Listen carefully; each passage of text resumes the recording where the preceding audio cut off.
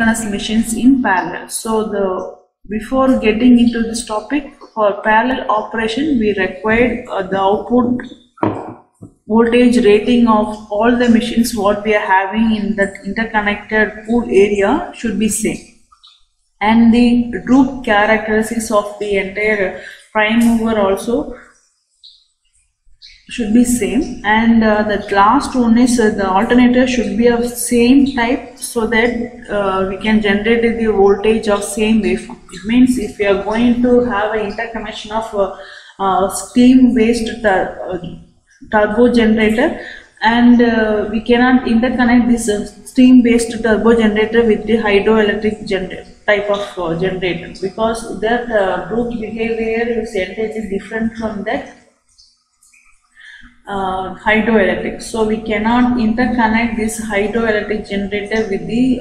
steam based turbo generator.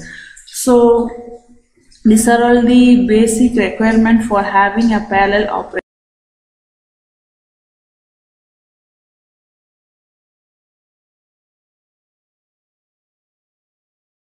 Parallel operation of synchronous machine, the very first one is we have to match the terminal voltage with the existing power generators. So consider that if you are going to connect our new generator with the already interconnected or existing interconnected power system, it means we have to match our terminal voltage, or we have to bring our terminal voltage to that of the existing interconnected power system.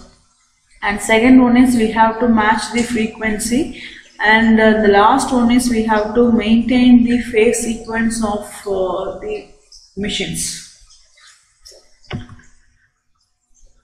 So this is the droop characteristics what we have seen so far, and in order to find the value of P, so imagine that we are having frequency at no load. At no load the frequency will be of 50 Hz. So if you are going to increase the power, the frequency will get reduced, and at the time of achieving a new achieving a rated power generation, at this time the frequency will be, we can say that as a frequency at full load.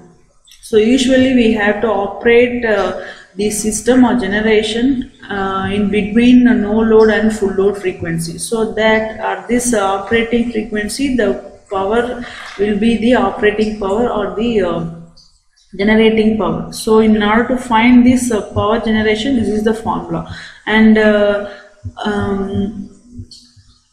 in order to find the value of that is droop, we are having another formula for getting the droop value.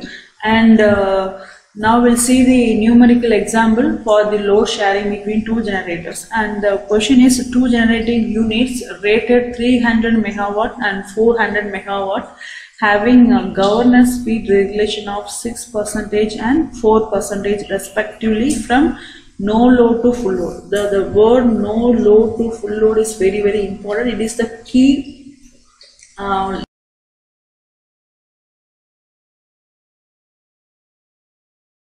this kind of numerical problems, and both the generating units are operating in parallel to share a load of 600 megawatt. So we are going to assuming free governor action. So already we have seen that free governor in the sense we are not having the value of del PC, we are having only del PD.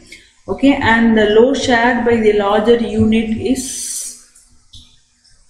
how much? The question is we have to find the load, load shared by the larger unit. Here we are having two units, one with 300 megawatt and another one with 400 megawatt. So yeah, among these two generating units, 400 megawatt is the larger unit. So we have to find the load being shared by this second generating unit. So these are all the given data. The load is 600 megawatt. For generator 1 it is having 300 megawatt with 6% in governor droop, and generator 2 is having 400 megawatt with 4% in governor droop.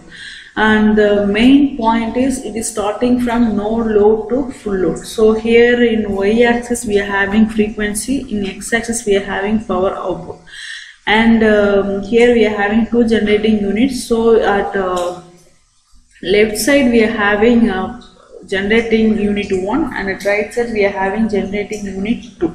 So at the top of the y-axis we are having 100%, that is no load. So from no load we are going to have a droop characteristic. So it is having, generator 1 is having 6% of droop. It means we are having a reduction of frequency from no load by 6. It means we are having 6% reduction in the frequency from no load. So 100 minus 6, it is 94% for generated 1. So it has to start at 94% of no load, and it is having a rating of 300 megawatt. This is 300 megawatt, and likewise for generator 2 it is having 400 megawatt. But it is having only 4% droop. It means we are having deviation in the frequency of 4%. So 100 minus 4 it gives for 96. So we are going to have a droop characteristic starting from 96% of no load. And the load given is 600 megawatt. The red line is the load, it is 600 megawatt. And the new operating frequency is given in the dotted line, that is in green dotted line, and that frequency we have to get. Okay, and we all know the formula for finding the new operating point, that is frequency at no load minus new operating frequency divided by no load frequency minus full load into power at full load. So this is the formula. And here we are going to have this full load is at 94% of no load, and for P1 we are having the 94% of no load. It is starting from no load, it is at full load, so it is having 94%, and for generated it is having 96% of no load. So we can replace this full load as 94% of no load for generator 1, and for generator 2 it is 96% of no load. And P1 full load is 300, is a given rated value of generating unit 1, and rated value of generating unit 2 is 400. And the power demand is now we have to share this power demand by the combination of these two generating units. So power demand will be equal to the summation of P1 and P2. The given load is 600 megawatt, and we know the equation for P1 and also for P2. So by solving this value, we can simply take this no load, the no load value, that is no load frequency, is common for both the generating units. So we can take this F1 no load and F2 no load simply as capital F, and F minus F divided by, here we are having 94% of no load. So F minus 94% of no load. 94% in the sense we have to convert that into a numerical value. It will come as 0.06. And for generating unit 2 it will be of 94. So it is 0.0. So 96 it is 0.04. So after solving these steps, at last we will be having the value of capital F, that is no load frequency, as 150 F divided by 144.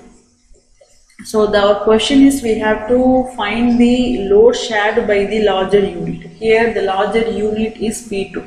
So based on the power rating given in the numerical problem, we are concluding that generating unit 2 is the larger unit than generating unit 1. So we have to find the power shared by the generating unit 2. So we know the formula for getting the value of power, and by using this solution, we are going to replace the value of F by 150 F divided by 144. So at last we are getting the value of P2 as 400 megawatt, and we know the power balance equation, that is P1 plus P2 equal to 600. So if you want to get the value of P1, you have to reduce the value of P2 from power demand. So 600 minus 400 gives 200 megawatts. So at last the 600 megawatt is the load for that system, and it is been shared equally based on its capacity. So generator 2 is having